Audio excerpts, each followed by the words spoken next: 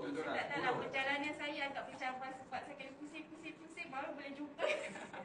Tapi memang apa pengisian yang saya dapat 2 hari ni tak sama dengan technical analysis tu tak sama, tapi yang semalam dan pagi tadi tu totally different.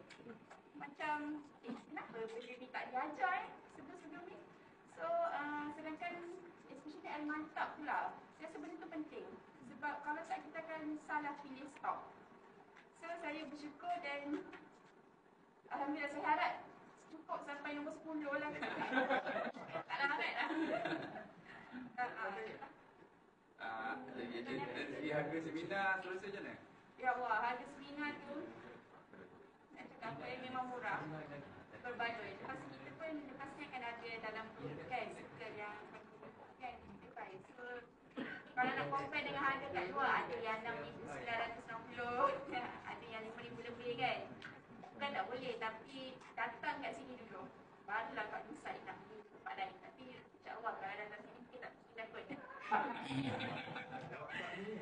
Boleh tak dikatakan yang Kuala Sunat Agent ini adalah antara yang paling lengkap sekali dalam pasaran perusahaan? Saya setuju. Kita ada seafood yang paling sini kat Malaysia. Seafood pada seafood kan. Terbaik. Lepas tu F1 memang belajar dengan orang yang bertaliah lah. Jangan suka-suka join apa-apa kelas. Sebab saya rasa duit kita tu bukan senang kita nak cari. Kan? Jadi macam kita kena sayang duit kita tu. Lepas tu invest dalam ilmu tu pun dia di tempat yang betul.